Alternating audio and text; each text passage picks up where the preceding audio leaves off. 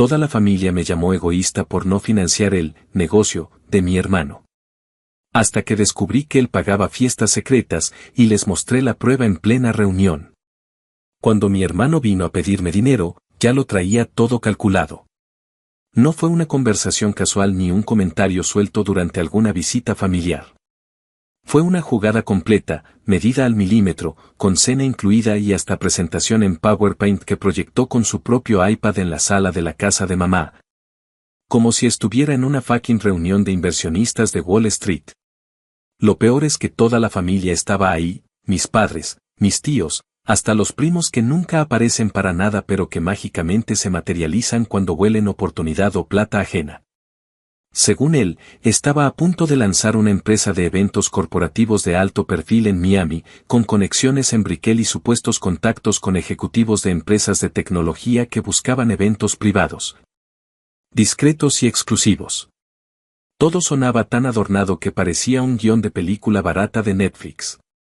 Y claro, su gran problema, el pequeño detalle, era que necesitaba una inyección inicial de capital para arrancar, y ahí es donde entraba yo. Lo dijo con una sonrisa de esas que siempre me han dado ganas de reventarle la cara, confiada, condescendiente, como si ya supiera que todos iban a decirle que sí sin pensarlo dos veces. Y así fue. Antes de que yo pudiera siquiera abrir la boca, mi madre dijo que estaba orgullosa de él, que por fin tenía una idea seria. Mi tía Marta le aplaudió como si hubiese ganado un fucking Grammy y mi papá preguntó cuánto necesitaba, dispuesto a sacar el cheque en ese momento.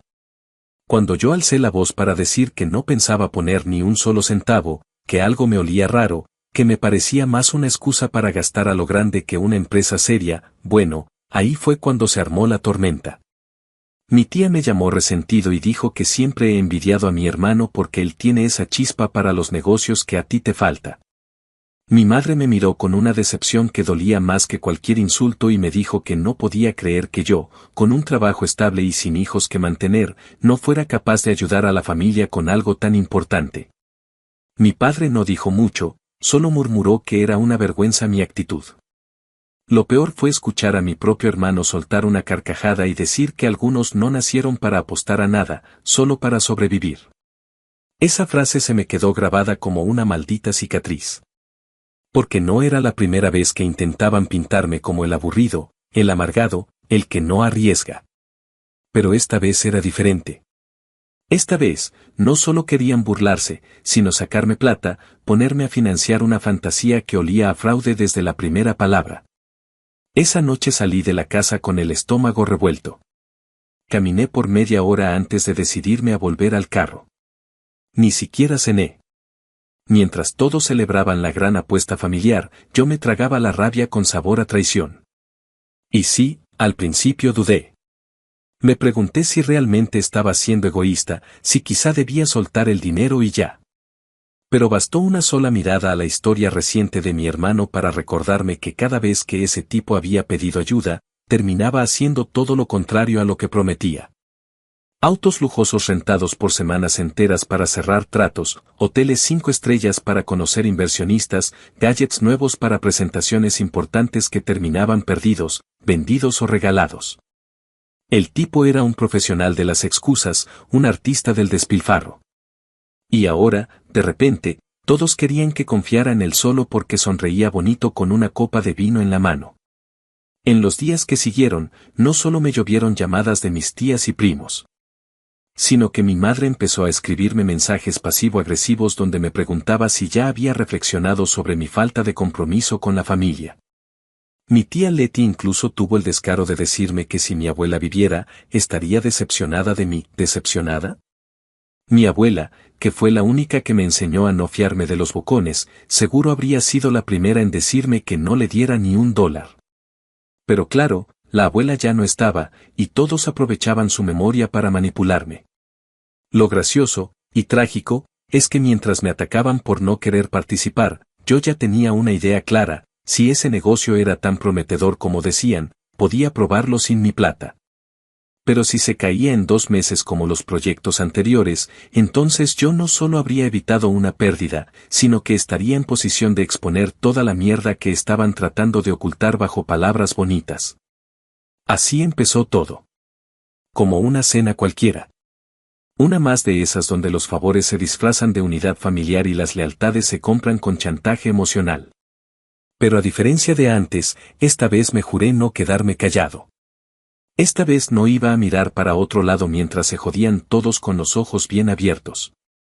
Esta vez iba a abrir la boca, pero en el momento exacto, con pruebas en la mano, y sin que nadie pudiera volver a llamarme egoísta sin tragarse sus propias palabras.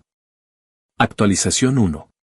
Pasaron casi 3 semanas desde aquella cena infernal, y aunque por fuera me mostraba tranquilo y hasta indiferente, por dentro iba acumulando una rabia callada que no me dejaba dormir bien. Me convertí en una especie de sombra para ellos, el pariente incómodo que dejó de asistir a las reuniones, que ignoraba los chats familiares, que no daba explicaciones.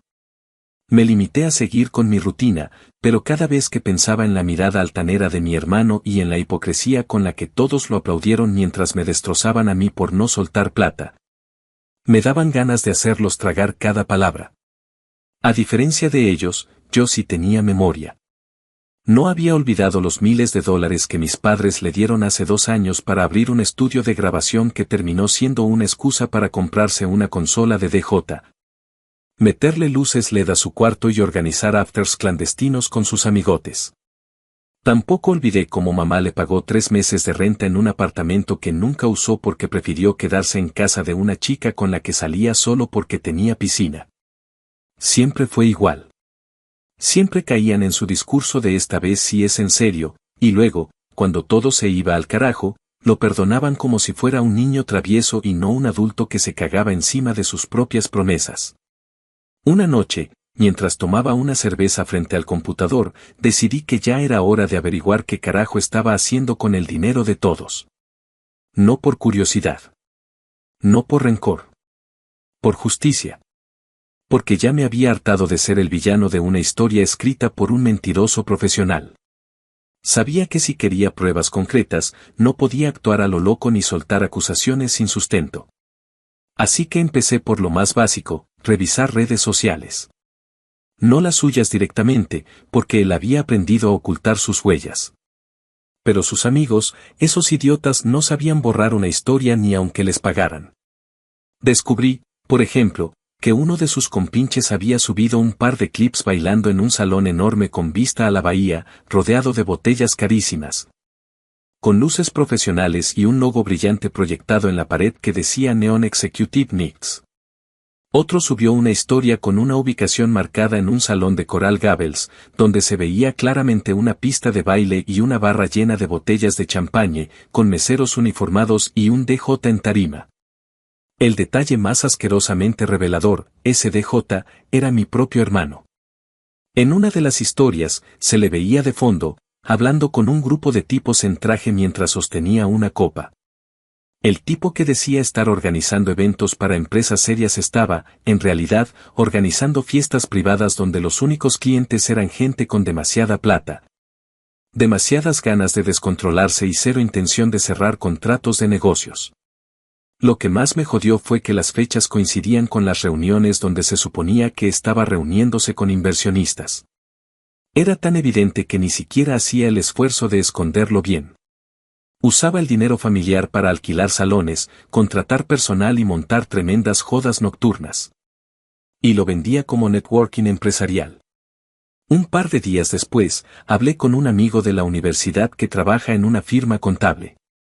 Le conté todo con detalle, sin tapujos, y le pregunté si había forma de rastrear algún tipo de comprobante o recibo público que mi hermano hubiera dejado por descuido. Me dijo que no podía hacer una auditoría completa sin acceso formal a las cuentas, pero que a veces, cuando los proveedores son formales, sí dejan huella. Me pidió que consiguiera nombres de lugares o empresas con las que pudiera estar trabajando. Así que me puse a revisar las ubicaciones de los posts que había encontrado y di con un centro de eventos llamado Le Lune Gallery, un lugar lujosísimo que, según su página web, ofrecía paquetes para bodas, lanzamientos de producto y cenas VIP. Con esa pista, mi amigo logró encontrar un recibo digital emitido a nombre de una razón social registrada a través de un tercero, pero que terminaba rastreándose a la cuenta personal de mi hermano. El concepto decía renta de espacio para evento privado. Incluye sonido, luces, bar abierto, staff de seguridad y fotógrafo. El monto superaba los $7,000. 7,000 malditos dólares para una noche. Y ese era solo uno de los eventos. Me explicó que, por cómo estaba redactado, era evidente que no se trataba de ningún evento corporativo tradicional, sino de una fiesta. Lo confirmé cuando encontré una galería de fotos en la web del lugar y en una de ellas, reconocí el mismo logo de luces que había visto en los videos, Neon Executive Mix, proyectado en letras enormes detrás del DJ. Otra vez, mi hermano. Esa noche no pude dormir. Me pasé horas pensando cómo era posible que mis padres, mis tías, mis primos, todos, se hubieran tragado esa mierda sin cuestionarla. Me llamaron egoísta por no querer poner plata, pero nadie se tomó ni 5 minutos para revisar lo que realmente estaba haciendo. Todos le creyeron porque les convenía. Porque es más cómodo apoyar al que pinta todo bonito que escuchar al que advierte que todo es una farsa. Pero lo peor no era que él los estuviera estafando. Lo peor era que yo ya sabía la verdad, y que nadie me la iba a creer si no la mostraba de frente, con pruebas tan claras que no pudiera negarlas aunque quisieran. Así que decidí seguir, juntar más, recolectar hasta el último recibo, cada video, cada evidencia que pudiera conseguir. No iba a decir ni una palabra. No iba a mandar indirectas ni a pelear en los chats. Iba a dejar que se hundieran un poco más, y luego, justo cuando estuvieran más cómodos en su falsa burbuja, les iba a pinchar la ilusión con una aguja afilada y precisa. Ya no era solo por mí. Era por el puto principio. Actualización 2. Un mes después, la cosa ya se había salido por completo del molde. Mi hermano no solo seguía con sus fiestas disfrazadas de eventos empresariales, sino que ahora presumía en redes, aunque de forma indirecta, una supuesta expansión a otras ciudades. Publicaba fotos borrosas de maletas en aeropuertos, copas de vino en terrazas con vista al skyline de Atlanta o Nueva York, y frases como cerrando acuerdos importantes con nuevos socios.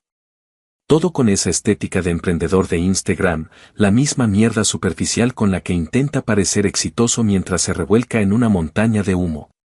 Mis padres, por supuesto, seguían más que encantados. Mamá incluso me llamó una tarde para decirme, con ese tono dulce que siempre usa cuando quiere que me trague algo amargo, que estaba orgullosísima de cómo su hijo mayor había sacado adelante su empresa sin ayuda de nadie. Y que qué pena que yo no hubiera querido ser parte del éxito. Me lo dijo con una voz tan cínicamente pasiva que me dieron ganas de reventar el teléfono contra la pared. Pero solo respondí con un seco me alegra que estén contentos, y corté. Lo cierto es que yo ya no estaba tan tranquilo. Estaba obsesionado. Me metía cada noche en foros, en webs de registros comerciales, en bases de datos, buscando cualquier mención, cualquier rastro, cualquier papel donde apareciera el nombre de mi hermano o de su empresa fantasma. Y no fue tiempo perdido. Uno de los documentos que encontré, gracias a una filtración pública de contratos locales, mostraba un acuerdo entre una empresa de bebidas premium y un coordinador de eventos que figuraba con un nombre comercial distinto, pero con el mismo número de identificación fiscal que había aparecido en el recibo del salón de Coral Gables. Era él, solo que operando bajo un alias empresarial, Elevate Mix Productions. El contrato incluía un desglose de pagos por envíos recurrentes de alcohol para eventos mensuales, y lo más revelador era que entre los productos solicitados había botellas que, fácilmente, costaban más de $300 cada una. No eran pedidos para una fiesta familiar o una reunión empresarial cualquiera. Esto era suministro de licor para bacanales de lujo. Fui juntando toda esta mierda como un detective maniático. No porque tuviera un plan concreto, sino porque algo dentro de mí me pedía juntar cada pieza, dejarlo todo bien armado antes de dar el paso final. Y cuando sentí que tenía un paquete lo suficientemente fuerte, decidí contactar a alguien que me diera contexto, una amiga de la universidad que trabaja en el área de eventos y marketing corporativo. Le pasé algunas fotos de los flyers que encontré. Uno de ellos tenía la frase el after perfecto para los que no quieren preguntas y otro mostraba imágenes de sillones de cuero, luces de neón y mujeres con antifaces. Y le pregunté si aquello tenía alguna pinta de evento corporativo real. Se rió en mi cara. Me dijo que eso era 100% un club social underground, que probablemente usaban un nombre empresarial solo para no levantar sospechas. Pero que ningún cliente corporativo serio pondría su nombre en una fiesta donde las únicas reglas eran sin teléfonos, sin etiquetas, sin juicio. No me sorprendió, pero necesitaba oírlo de alguien del medio. Porque si algo me había enseñado este proceso era que cuando te enfrentas a una mentira bien montada, necesitas evidencia y también validación externa. De lo contrario, siempre habrá alguien que diga que exageras, que lo malinterpretaste, que estás inventando. Así que esa misma noche me armé un dossier digital, capturas de pantalla, videos, recibos de pago, fotos de salones con marcas evidentes. Mensajes de texto entre él y un proveedor de luces en donde literalmente escribía: esta semana va privada, VIP, clientela pesada. Que no falte el whisky ni las luces tipo rave. También encontré una publicación de uno de sus amigos donde lo felicitaba por otra noche legendaria en tu templo, junto a una imagen de la entrada de un penthouse con luces púrpura y una alfombra negra. ¿Templo? ¿Esa era la manera de llamar a su nuevo centro de operaciones? Me hervía la sangre. Hasta ese punto no había dicho ni una palabra más a la familia. Me seguían llegando comentarios sueltos, indirectas por parte de mis tíos, incluso uno de mis primos me escribió para decir que ojalá no te arrepientas después por no haber invertido, bro, porque esto se va al cielo.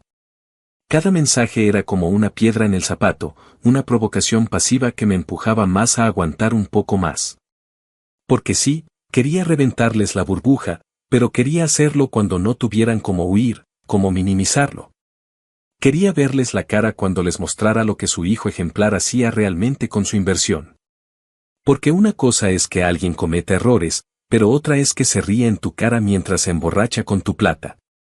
Y lo que más me jodía, más que todo lo demás, era que todos se habían dado el lujo de juzgarme. No solo me excluyeron, me ridiculizaron. Me pintaron como el insensible, el avaro, el que no sabe lo que es apostar por la familia. Y ahora que tenía pruebas de que todo era una fachada asquerosa, entendí que ya no se trataba de salvar mi nombre, sino de ponerlos frente a un espejo. No iba a advertirlos ni a buscar su aprobación. Ya no era el hermano menor que buscaba encajar.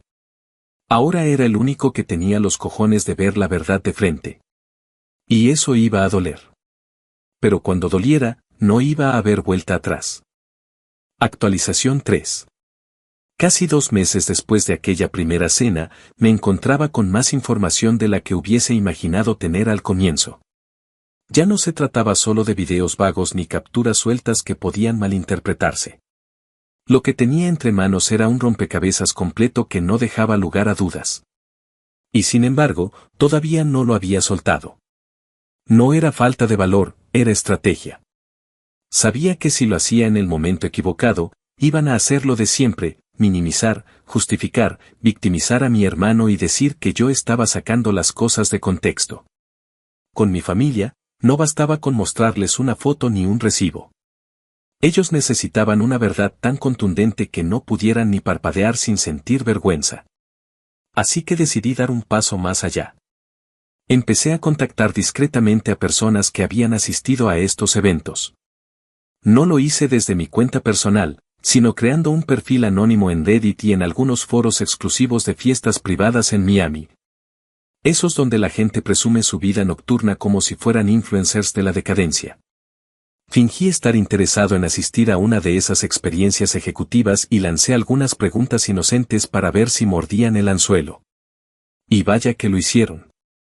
Varios usuarios compartieron detalles que me helaron la sangre, hablaban de fiestas sin cámaras donde todo se pagaba en efectivo, con DJ exclusivo, transporte incluido, bebidas ilimitadas y... En palabras de uno de los asistentes, el tipo que organiza todo se llama Marcus, pero es obvio que ese no es su nombre real. Marcus. Así se hacía llamar mi hermano en uno de los perfiles empresariales que usaba para estos eventos. Me lo confirmó un contacto que me pasó una invitación digital para una fiesta privada, donde el remitente era un tal Marcus E. Y al pie del flyer había un número de WhatsApp idéntico al que usaba mi hermano para coordinar cosas con los proveedores de sonido. Conseguí incluso videos de 2 asistentes que, sin darse cuenta, lo grabaron bailando y hablando en un rincón del salón, mientras al fondo se veían luces de neón con el logo de Elevate Mix. En uno de esos clips, se le escuchaba decir claramente, estos tipos pagan lo que sea por una noche donde nadie los juzgue, así que sírveles lo mejor y cállate la boca. Fue en ese instante cuando me di cuenta de que no solo se trataba de fiestas, sino de un negocio montado sobre la complicidad, el silencio y la fachada de legalidad. Porque sí, quizás no era técnicamente ilegal, todavía no encontré nada que pudiera llevarlo a juicio, pero sí era completamente engañoso. Usaba dinero familiar para cubrir los gastos de operaciones que les vendía a los demás como empresariales, mientras que en realidad ofrecía experiencias privadas que bordeaban lo turbio. En paralelo, mientras seguía recopilando todo esto, la familia seguía feliz, sin sospechar absolutamente nada. Mis padres estaban tan metidos en la narrativa de que su hijo mayor era un empresario de éxito, que incluso organizaron una comida en su honor con los tíos y los primos más cercanos. Mamá cocinó como si fuese Navidad y colgó una pancarta casera que decía «Felicitaciones por tu primer año en los negocios». Yo estuve tentado de no ir, pero sabía que si no aparecía, seguirían pintándome como el amargado. Así que fui, tragué saliva y soporté 3 horas de halagos, anécdotas inventadas y discursos llenos de frases de autoayuda que mi hermano soltaba como si fuera un gurú del emprendimiento.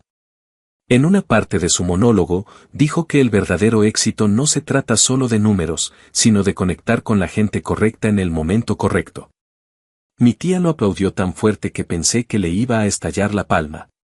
Yo solo lo miraba y pensaba en la cantidad de botellas de vodka de $400 que había comprado con su plata para conectar con ejecutivos casados en fiestas sin reglas. Fue en esa misma cena donde decidí que el momento ideal para reventar la burbuja estaba cerca. Habían anunciado que para el Día de Acción de Gracias se haría una reunión grande en la casa de los abuelos, y todos estaban invitados. Sería la primera vez en años que tanta gente de la familia se juntaría. Eso incluía primos que venían de otros estados, tíos con los que casi nunca hablaba y hasta el pastor de la iglesia donde mis padres aún fingían tener algún tipo de conexión moral. Era perfecto. No solo por la asistencia, sino porque el ambiente sería ideal para una celebración familiar, lo que le daría más impacto al contraste cuando decidiera dejar caer la verdad. Nadie se lo esperaría. Todos estarían distraídos con el pavó, el pastel de calabaza y las anécdotas, y entonces, ahí mismo, iba a lanzar la bomba. No para herir, sino para que nunca más volvieran a llamarme egoísta sin haber visto lo que yo vi. Para que se tragaran cada palabra que me escupieron con tanta superioridad moral. Pasé las siguientes semanas organizando todo. Escaneé todos los documentos, organicé los recibos por fecha, edité los videos para que se vieran con claridad las partes más comprometedoras. E incluso diseñé una pequeña presentación en PowerPoint que incluía citas textuales de su propio grupo de WhatsApp con los proveedores. Conseguí una imagen donde se ve su nombre junto al concepto servicio premium para cliente discreto, pago confirmado, cash only. No podía haber nada más explícito. Lo tenía todo. Y lo mejor es que todavía seguía en silencio. Seguían creyendo que yo estaba avergonzado por no haber invertido, que había desaparecido por rencor o por orgullo. Nadie tenía ni puta idea de que yo estaba sentado en una montaña de verdades, esperando el momento exacto para prenderle fuego. Y cuando lo hiciera, no habría lugar donde esconderse. Ni salones lujosos. Ni sonrisas falsas. Ni discursos de emprendimiento. Solo ellos, la verdad, y una pantalla proyectando toda la mierda que se negaron a ver por idiotas. Actualización 4. Llegó el Día de Acción de Gracias y con él, el escenario perfecto para lo que llevaba meses preparando. La casa de los abuelos, esa construcción antigua de madera remodelada en los 90, volvió a llenarse con el bullicio de primos, tías, tíos políticos y viejos conocidos de la familia que siempre aparecían para estas fechas con alguna cazuela bajo el brazo y un chisme fresco en la lengua. El olor a pavo recién horneado, canela, puré de batata y maíz dulce se mezclaba con ese ambiente típico de cordialidad forzada, donde todos se saludan como si se adoraran. Pero cada quien está contando los segundos para alargarse o sacarle algo a alguien. Yo llegué con mi laptop en la mochila, un pendrive en el bolsillo interno de la chaqueta y una calma que no tenía nada que ver con la tranquilidad, sino con la certeza fría de que nada volvería a ser igual después de esa noche. Mi hermano llegó como estrella de Hollywood, luciendo un saco blanco con camisa negra abierta hasta el tercer botón, su cadena dorada brillando como si fuera parte del puto decorado. Lo seguían dos de sus amigos disfrazados de empresarios, con gafas de sol colgando en el cuello y un aire de soberbia que contagiaba asco.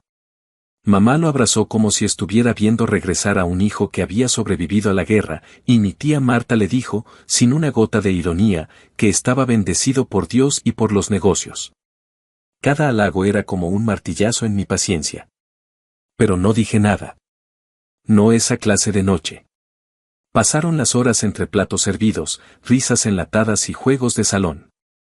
Mis primos más jóvenes se la pasaban en el patio trasero tomándose selfies con vino que probablemente no sabían pronunciar, mientras los adultos hablaban de inflación, política y el supuesto éxito de la nueva empresa familiar, liderada, claro, por el hijo mayor que lo logró.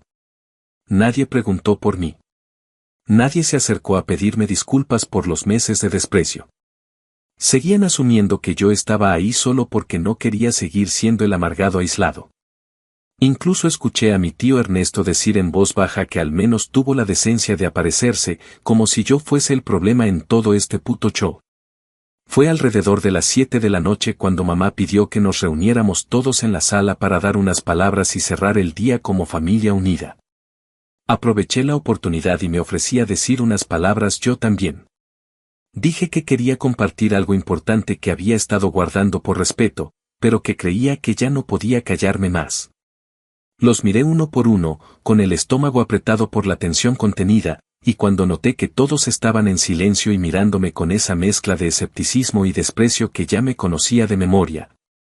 Saqué la USB de mi chaqueta, la conecté al televisor y proyecté el primer slide de la presentación.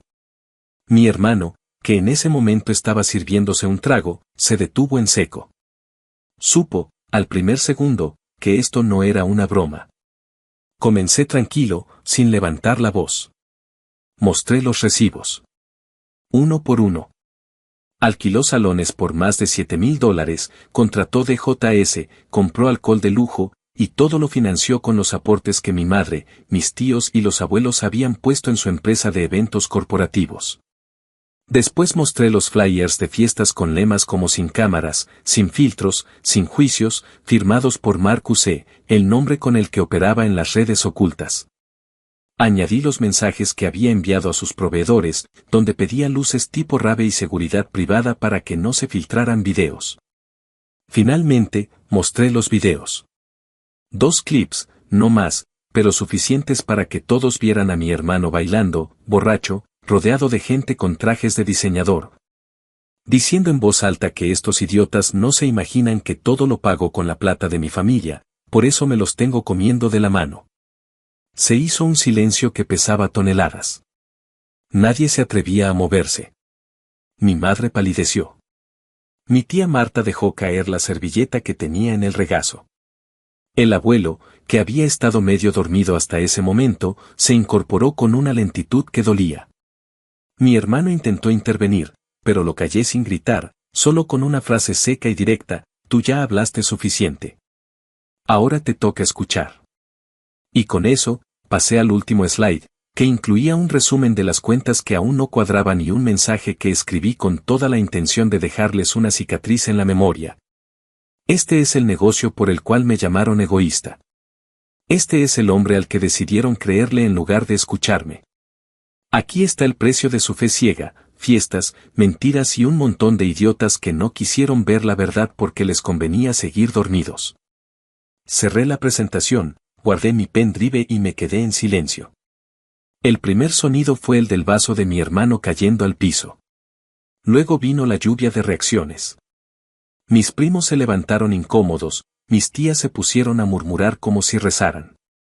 Mi madre intentó justificarlo diciendo que seguro era un malentendido y que eso no podía ser todo como parecía. Pero ya nadie podía sostener esa farsa. El tío Ernesto, que tanto me criticó, fue el primero en pararse y decir que necesitaba aire. Y los demás lo siguieron. uno a uno. El salón se fue vaciando, no de cuerpos, sino de certezas. Porque lo que se había roto no era solo una narrativa, era la máscara completa de una familia que prefería la fantasía a enfrentar la vergüenza. Yo no dije más. Me serví un trago del mismo vino con el que antes habían brindado por el éxito de mi hermano y me senté a ver cómo cada uno se deshacía en incomodidad. No hubo gritos. No hubo peleas. Solo el vacío inevitable que llega cuando la verdad entra por la puerta sin pedir permiso. Nadie volvió a llamarme egoísta. Nadie volvió a pedirme que pusiera plata en nada. Porque entendieron, por fin, que el verdadero error no fue que yo no confiara, sino que ellos confiaron demasiado. Actualización final. 2 meses después de aquella noche, la familia no volvió a ser la misma. Las secuelas no fueron escandalosas ni ruidosas, no hubo grandes explosiones ni confrontaciones abiertas, pero el daño fue profundo y, sobre todo, irreversible. La comunicación entre nosotros se volvió tensa, quebradiza, como si estuviéramos todos caminando sobre una capa delgada de hielo que a nadie le interesa volver a reforzar. Mamá apenas me escribía, y cuando lo hacía era con mensajes neutros, casi burocráticos, como si hablara con un vecino y no con su propio hijo. Mis tíos desaparecieron por completo del radar, ni siquiera enviaron la felicitación navideña que cada año solían mandar en grupo por WhatsApp con alguna foto vieja de los abuelos. Y mi hermano simplemente se esfumó. Su perfil de Instagram cambió de público a privado, y el logo de Elevat Nights desapareció de todas partes. Ya no había publicaciones con frases motivacionales ni fotos en aeropuertos ni brindis con gente en traje. Se supo por uno de mis primos que tuvo que cancelar varios eventos porque comenzaron a circular rumores entre sus propios clientes, los cuales, al parecer, también se sintieron traicionados al descubrir que el supuesto empresario era solo un tipo que exprimía la cartera de su propia familia mientras fingía estar construyendo un imperio. Un par de esos clientes al parecer tenían algo que perder si sus nombres salían vinculados a fiestas que ahora olían más a lavado de cara que a celebraciones legítimas. Así que mi hermano no solo perdió la confianza de la familia, sino también su pequeño círculo de contactos. Lo último que supe de él fue que se había mudado temporalmente a Orlando, a casa de una amiga con la que supuestamente estaba comenzando de nuevo. Traducido, lo mandaron al carajo y se fue a esconder. En cuanto a mí, lo que sentí después no fue satisfacción. Fue algo más crudo, más sucio, más humano, una mezcla de alivio, tristeza y furia contenida que todavía no se me quita del todo. Porque aunque fue él quien armó la farsa, aunque fue él quien los engañó, ellos eligieron creerlo. Eligieron ciegamente ponerse del lado de quien siempre los había usado como cajero automático emocional y financiero, y desechar al único que, por una vez, tuvo el valor de decir no. Porque eso es lo que más me dolió. No que me gritaran, no que me aislaran, sino que en el fondo todos sabían que yo tenía razón, pero era más fácil pintarme de villano que mirar de frente la incomodidad de su propio favoritismo. No los perdoné. Y no pienso hacerlo. No porque no sea capaz, sino porque ellos no se han disculpado de verdad. Mamá no me ha dicho ni una sola vez que se equivocó. Papá se limitó a un seco ya pasó cuando me lo crucé por casualidad en un supermercado, como si yo hubiera reaccionado de forma exagerada y no como si les hubiese salvado de seguir financiando a un estafador. Nadie pidió perdón por llamarme egoísta, por ridiculizarme frente a toda la familia, por hacerme sentir como un extraño en mi propia casa. Lo único que hicieron fue callarse, mirar al suelo y hacer como si nunca hubiera pasado. Pero yo no me olvido. Porque no se trata de rencor, se trata de memoria. A partir de esa noche, tomé distancia definitiva.